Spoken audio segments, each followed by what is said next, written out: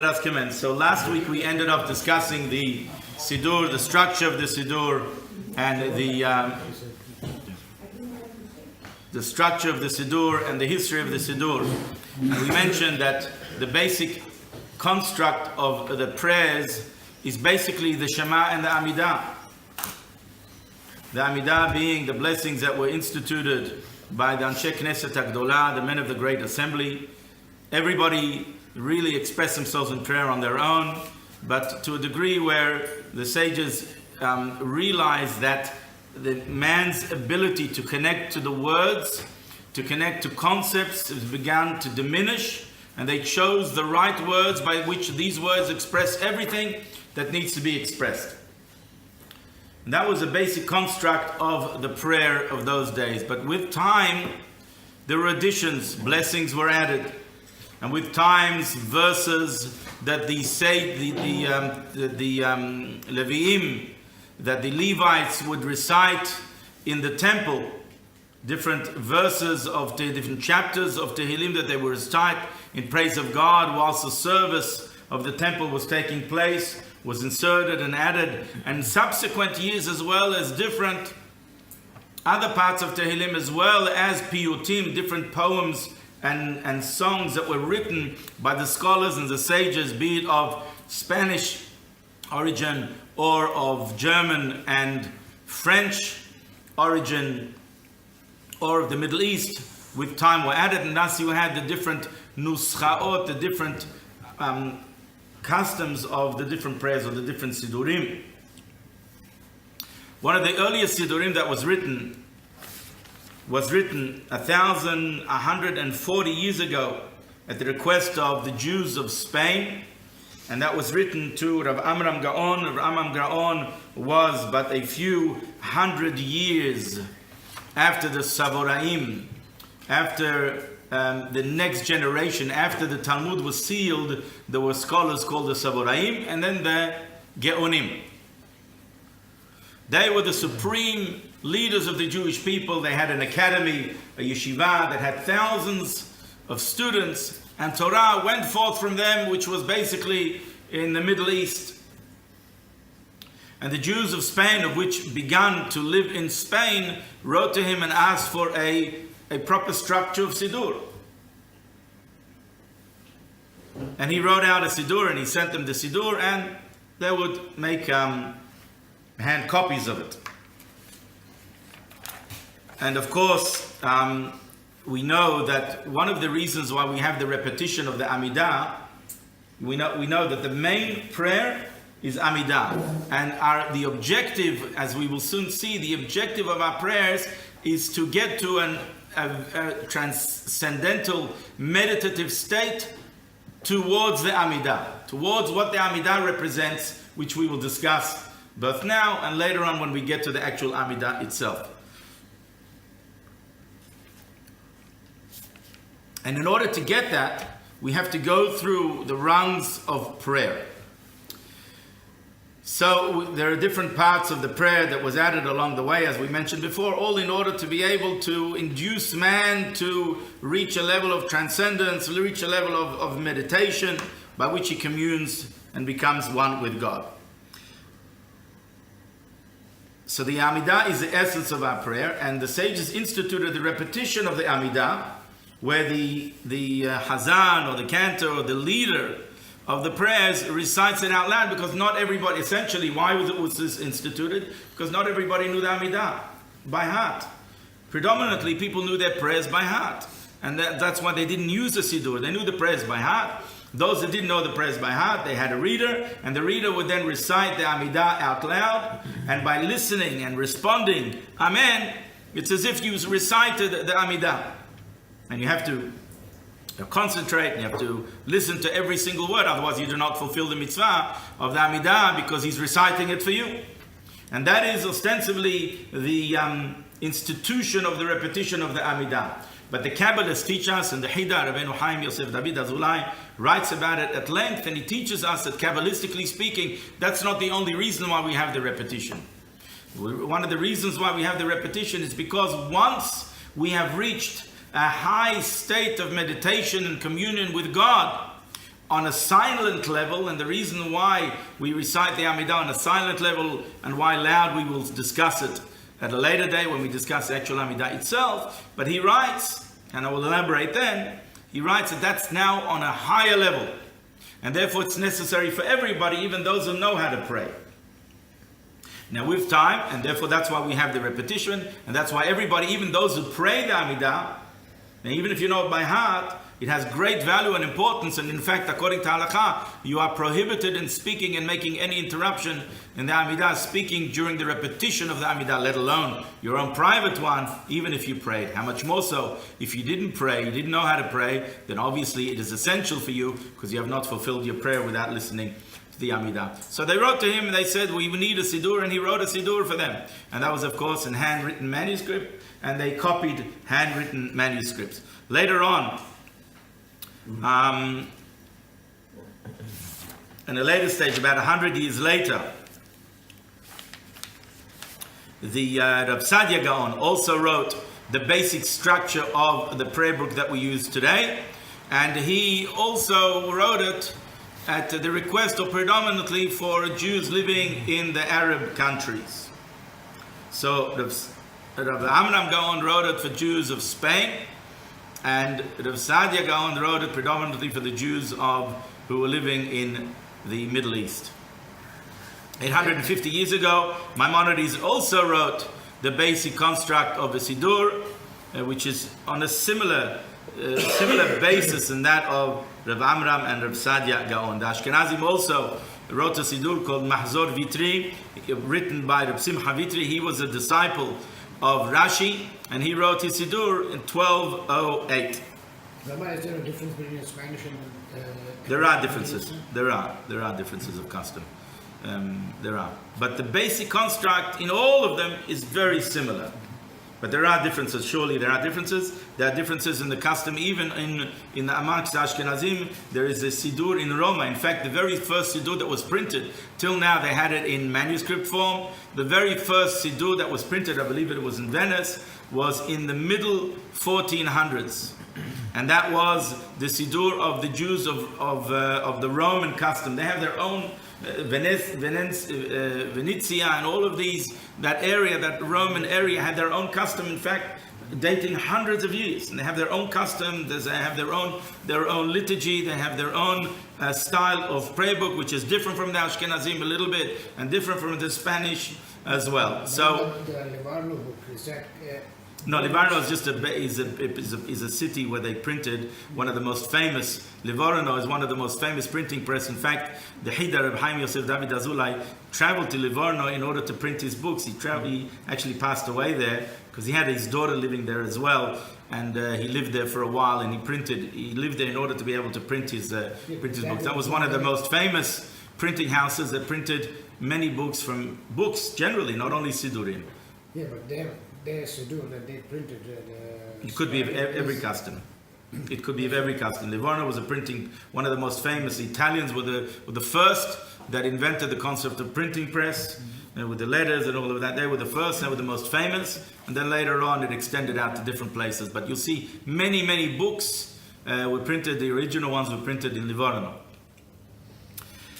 And then we had, so the later on, the Italians printed their books in the middle 1400s, and the Ashkenazim printed their Nusach, their liturgy prayer book, in the late 1400s, and the Spanish as well in the late 14 and early 1500s. The Jews of Spain printed their Siddur, their custom, and then in the Arizal in the mid 1500s. Made his Siddur that follows the Kabbalistic liturgy, Kabbalistic ideas and concepts. That was in the middle of the 1500s. And today the Sfaradim follow predominantly that custom, the custom of the Arizal, of course, the basic construct of Rav Sadia Gaon, and as well as the additions and the order and the different additions of the Kabbalists, like Brich Shemei, the different parts in that's Aramaic, that comes from the Kabbalistic ideas, as well as you find the concept of Lecha Dodi. Lecha Dodi, if you have a look in ancient books, that was not printed in any of the books. because the author of the Lecha Dodi, people think Lecha Dodi, wow, must be from the time of the temple. No, the author was the Reb Shlomo Alkabatz, which is buried in the city of Tzfat. He lived at the times, he was a disciple of the Holy Arizal, and he was the one that authored that beautiful poem that honors the Shabbat. Compares the Shabbat to a bride going out and greeting the bride, Lecha Dodi, Likrat Kala. Go out to my beloved, to the Shabbat. And only later on that was added. So there were additions that were brought in that were beautiful. And in fact, it was accepted, even though he was a Sephardi scholar, it was accepted by all Jews all over the world. Everyone sings the Lecha Dodi. Okay, let us now get to the actual Siddur itself. The Midrash tells us, we mentioned before, in regards to the dream, the sages tell us that in regards to the dream of Yaakov Avinu, V'hine sulam mutzav arza v'rosho magia shamayma. Behold, there is a ladder that is set below on the ground. V'rosho magia shamayma, and it's the head of it is hashamayma, reaches the heavens. That is effectively the ladder of prayer. He saw in his dream a mechanism by which humanity has the ability to connect and to commune with the Almighty God and elevate this world, elevate everything about ourselves, transcend ourselves, and bring down blessings down to this world. And the concept of that dream is prayer. The Midrash tells us that in that dream, or that concept of that ladder that he saw, has 4 components to it. And in Moreh Nevuchim, Maimonides, in his Guide to the Perplexed, it actually spells it out in the verse, and he explains like this. He says, "V'hineh sulam mutzav arza." Behold, there is a ladder that is set on the ground. That's level number 1. What does that mean? It means the beginning stages of wisdom, where a person begins to perceive things beyond him, begins to perceive the concept of godliness, and understands godliness through human experiences. In other words, the ladder ultimately is set on earth. So through human experiences, we can come to understand godliness through looking at the world, through looking at the world around us, through looking at the majesty of God's world, through looking within ourselves, as Eov says, as Job says in chapter 19, I believe it is, "Umi besari ehaza Eloka," from my flesh I will perceive God. In other words, through human experiences, we can slowly begin to understand the concept of a creator, of his benevolence, of his kindness, etc. That's stage number 1. Stage number 2 is Verosho Magia Hashamayma, and that the ladder, the head of the ladder, reaches the heavens, which means to say that there is an ability to go beyond just the human experience of perception, or that which is centered around man, or the selfish component of man, what I need, what I want, what I desire, what bothers me. To go beyond that, to go a little bit more heavenward, the style or the function of the service of God, of the righteous, of the tzaddikim that are selfless. That's stage number 2. Stage number 3 is V'hineh malache Elokim olim v'yordim bo. The next part of the verse says, and behold. In other words, if you look at the verse, the whole verse is broken up into 4 components. V'hineh malache Elokim olim v'yordim bo. Behold, there are the angels of God that ascend and descend. We mentioned before, why does it say ascend and descend? It should say descend and ascend. Yeah, the sphere of existence, of consciousness of the angels are not, their level of consciousness is not the same level of consciousness that we have over here. In other words, their source is on a higher spiritual plane. Not the same as ours. So therefore, they should be descending and ascending. Why ascending and descending? The reason is because man has the ability. In fact, man is rooted much higher than the angels. No matter how great the angels are, they are still created entities.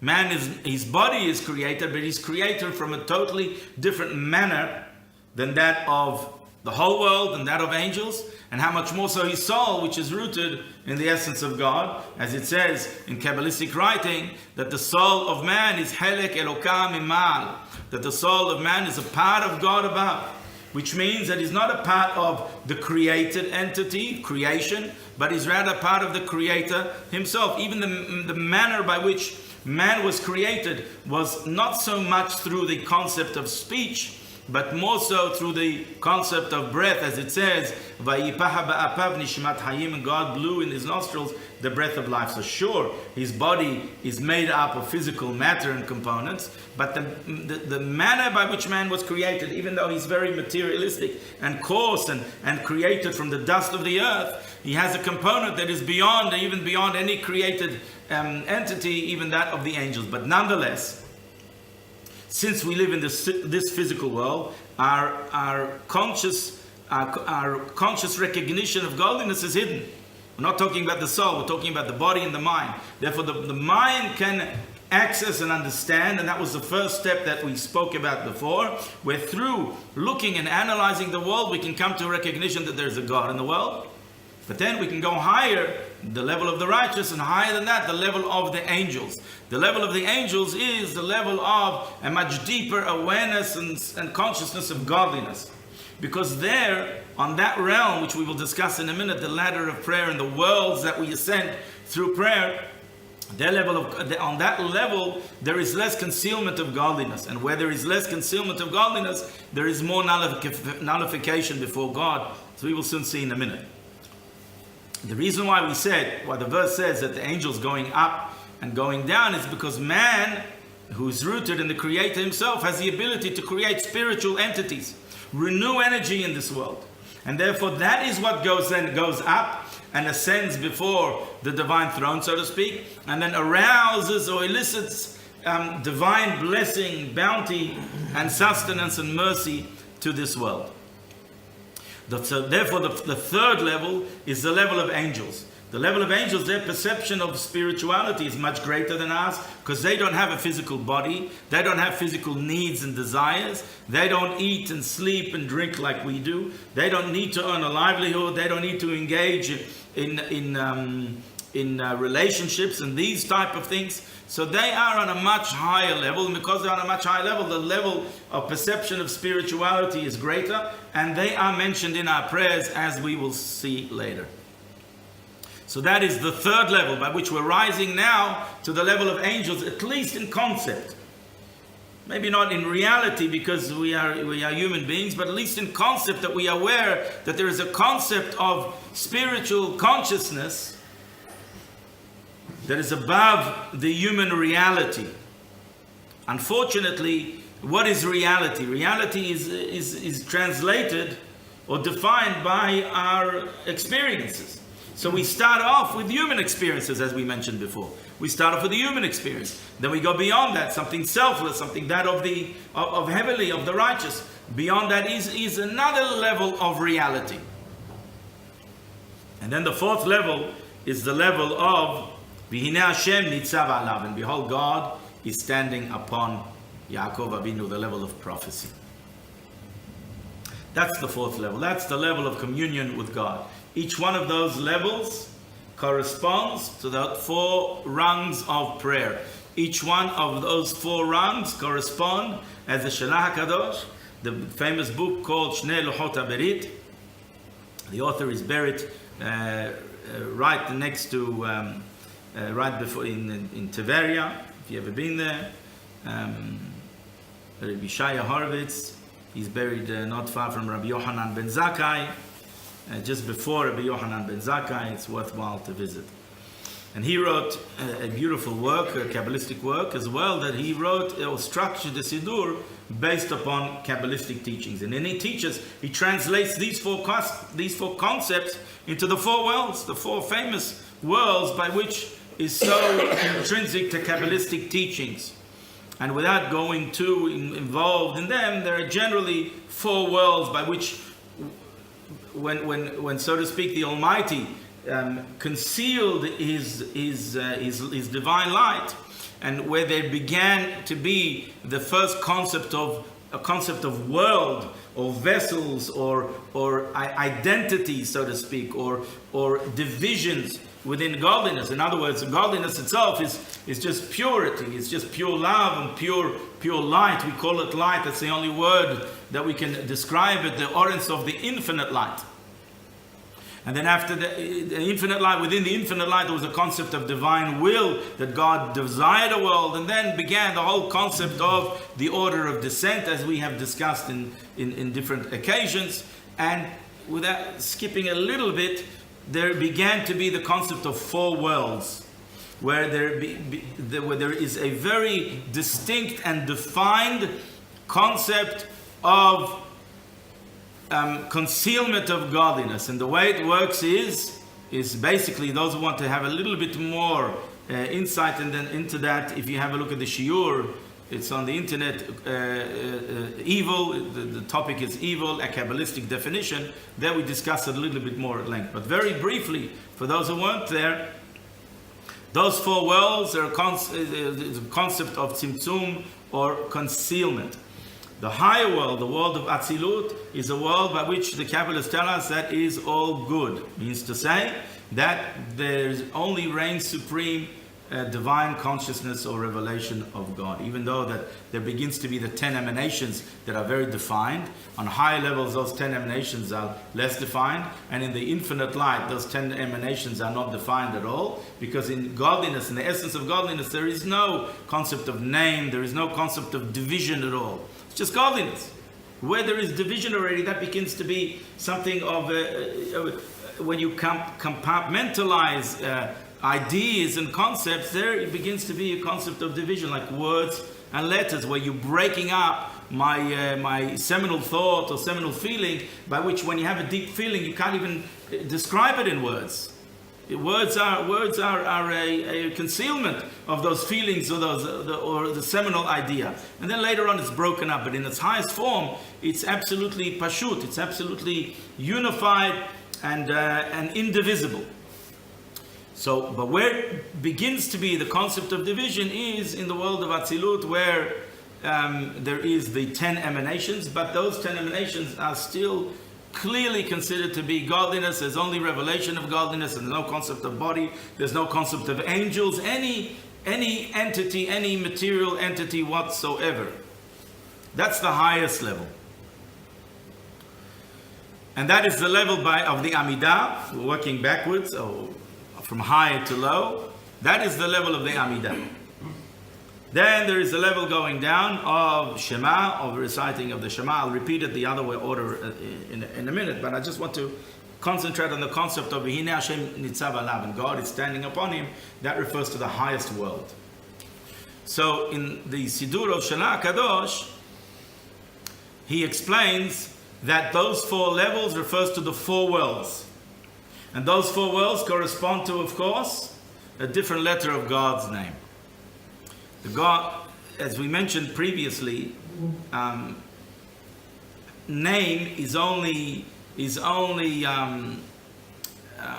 effective or to where there is something outside of you, where there is another entity, so to speak. The identification. To be able to call you, where you don't need a name for yourself, you don't need to call yourself. Hang on, where am I? Michael, where am I? You don't need to call it up. But my wife surely knows my name. Calls me by name. And, there's a different tone. Depending whether I respond the first time, the second time, the third time. The concept in Kabbalah, name, it says in Kabbalah that he and his name were one. What does it mean his name was one? If we mentioned before that his name, and the concept of name is only necessary, and each name is an attribute. It refers to a certain reflection of your essence, but it's not your essence, it's only a reflection of your essence.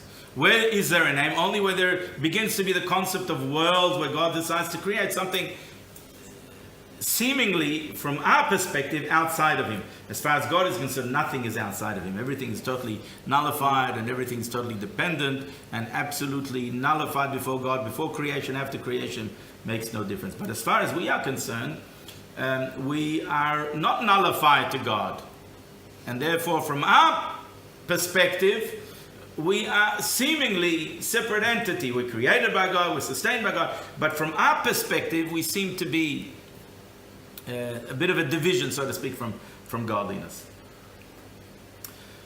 So each one of those worlds refers to a different level of perception or consciousness, And the concept of name, as I mentioned before, reflects the concept of a different type of reflections of God's essence, not the essence of God. In fact, the Kabbalists teach us that the fact that we mentioned before, that Him and His name were one, before God created the world, it was Him, only Him and His name.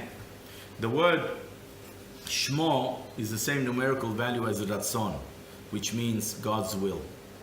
Which means that where is there a concept of name? Only where God willed a world. When God willed for there to be a world, then began to be introduced the concept of name.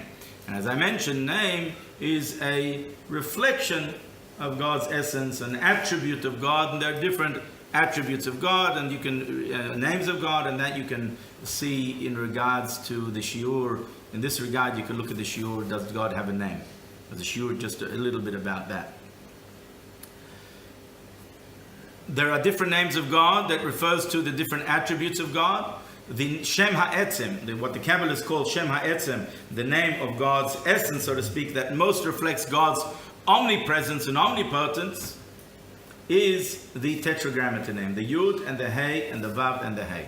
Why is that? Because contained in that name is the concept of Haya, Hoveh, V'yihiyeh, He was, He is, and He will be, all simultaneously. There's no limitation of time, of place, of space. That refers to God's omnipresence and omnipotence, His unlimitedness. And that is the highest name. And that is the name that we connect to through our prayers, because in that name is embedded all secrets of creation and all of the 10 emanations of the 10 sfirot, the 10 emanations, the Kabbalistic concepts of the order of descent, which is contained in every world. In every world and within every attribute, there contains that 10. In other words, even in the first one, Chokhmah, is contained that 10. Binah, 10. It has the other 9, or the 10, inclusive of the 10. Within ourselves, we have 10 ways by which we express ourselves. 3 intellectual, 7 emotional, etc. They are also hinted in the divine name. Yud refers to divine wisdom, like a seminal point, an ikudah, an idea, a dot. Hey refers to the concept of just, what do you call it when a woman becomes pregnant? To be a gesticulation, is that correct? Where there's an expansion of the Yud. The Yud impregnates the Hey, and there's an expansion. Gestation, thank you. Gesticulation is when you go like this. That's also an expansion of myself, my feeling. Gestation, thank you. That refers to the seminal idea becomes expanded. That is the world of Binah. That's the next world. The world where things become, ideas become expanded and compartmentalized, etc. Then there's the Vav. The Vav is like a long leg that draws from above down below, and the numerical value of Vav is 6, which is the 6 emotions. And then there's the last letter Hey, which is the expansion of the 6 emotions and giving it over, or the concept of birth, and that is Malchut, which is kingship. Now those 4 letters and those 4 ideas are this 4 ladder of prayers, and they are hinted in the 4 letters of God's name. Yud is the highest world, Atzilut. Hey is the second world, Bria. Vav, emotions, is the world of Yetzirah. And this world, the Hey, is where God's kingship and rule is most defined. And this is the ladder of prayer. Now, let us see within the prayer itself. We work the other way around. We work from bottom up top. So we work from the bottom up top. The way it works in the Siddur is as follows. We begin the Siddur from Brachot, Modeh Ani and Brachot. We will speak about each idea, the Modeh Ani and Brachot, soon. So we begin with the concept of Modeh Ani. We thank Hashem for reviving our soul. And then blessings of Netilat Yadayim, blessings, we bless Hashem for all of our ability to move, ability to walk, ability to stretch ourselves, ability to see, and all of these things. And we will identify each one separately.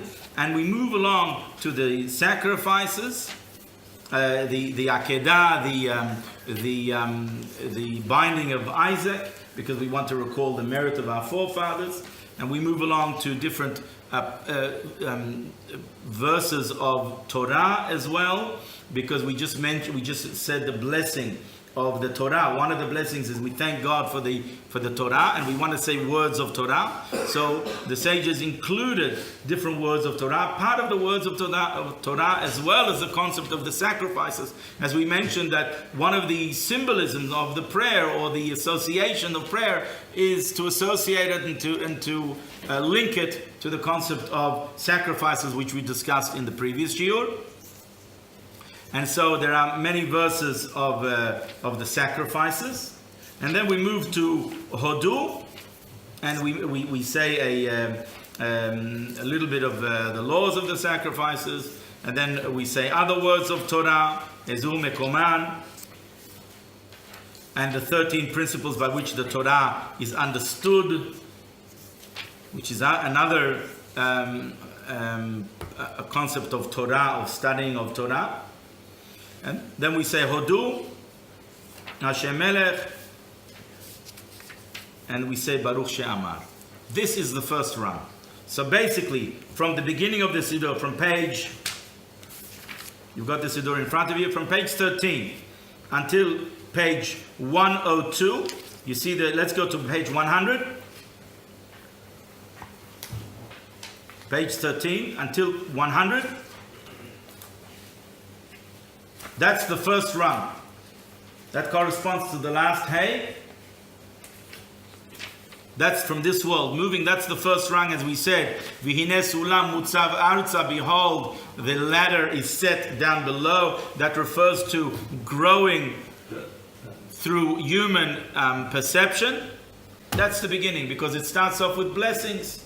We thank Hashem for all of our needs. We bless Hashem and acknowledge and thank Hashem for being able to see, being able to walk, being able to stretch our back. So through human perception, that's the first run. It goes to Baruch She'amar.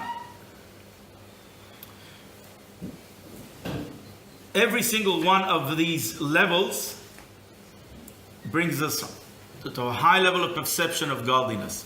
That's why, although we should never really talk in our prayers at all, but at the beginning stage, if someone greets you, or if someone says something, or you need to say something, you're permitted to talk.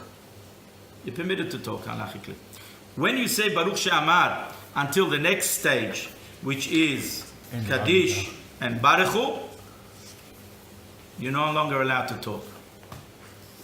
You're allowed to say Amen, but you're not allowed to say Baruchu Baruch Shemo. So we see that it becomes a little bit more potent, more severe in the laws, and you're not allowed to have different words there, words that have nothing to do with holiness.